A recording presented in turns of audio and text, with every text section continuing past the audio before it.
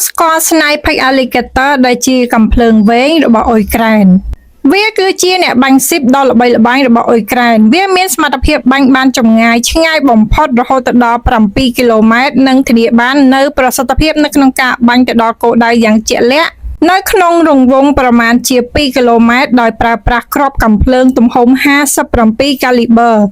កាំភ្លើងនេះត្រូវបានរចនាឡើងដើម្បីបាញ់ទម្លុះជញ្ជាំងនិងយានយន្តដែលមានស្រទាប់ការពារដោយសារតែវាមានទម្ងន់25គីឡូក្រាមនិងមានប្រវែងប្រមាណជា 6.6 ហ្វីតដូច្នេះការដឹកជញ្ជូនស្នាយផិច Alligator គឺទាមទារឲ្យមានក្រុមការងារចំនួន2នាក់ដើម្បីដឹកជញ្ជូនវាត្រូវបានចាត់ទុកជាកាំភ្លើងវែងដែលមានប្រវែងវែងជាងគេនិងមានគ្រោះថ្នាក់បំផុតនៅក្នុងពិភពលោកដែលបង្ហាញយ៉ាងច្បាស់អំពីសារៈសំខាន់របស់វានៅលើសមរភូមិ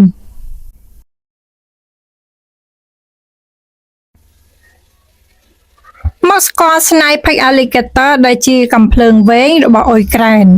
វាគឺជាអ្នកបាញ់ស៊ីបដ៏ល្បីល្បាញរបស់អ៊ុយក្រែនវាមានសមត្ថភាពបាញ់បានចម្ងាយឆ្ងាយបំផុតរហូតដល់7គីឡូម៉ែត្រនិងធានាបាននូវប្រសិទ្ធភាពនៅក្នុងការបាញ់ទៅដល់គោលដៅយ៉ាងជាក់លាក់នៅក្នុងរង្វង់ប្រមាណជា2គីឡូម៉ែត្រដោយប្រើប្រាស់គ្រាប់កាំភ្លើងទំហំ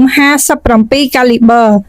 កាំភ្លើងនេះត្រូវបានរចនាឡើងដើម្បីបាញ់ទម្លុះជញ្ជាំងនិងយានយន្តដែលមានស្រទាប់ការពារដោយសារតែវាមានទម្ងន់25គីឡូក្រាមនិងមានប្រវែងប្រមាណជា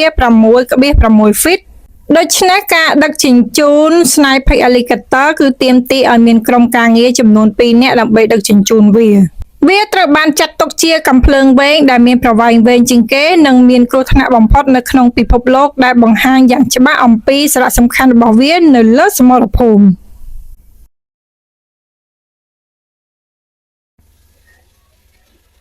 មកស្គាល់ស្នាយផិច Alligator ដែលជាកំភ្លើងវែងរបស់អ៊ុយក្រែន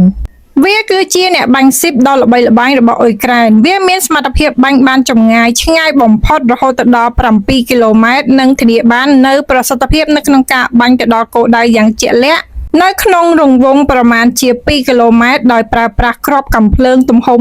57 caliber កាំភ្លើងនេះត្រូវបានរចនាឡើងដើម្បីបាញ់ទម្លុះជញ្ជាំងនិងយានយន្តដែលមានស្រទាប់ការពារដោយសារតែវាមានទម្ងន់25គីឡូក្រាមនិងមានប្រវែងប្រមាណជា 6.6 ហ្វីត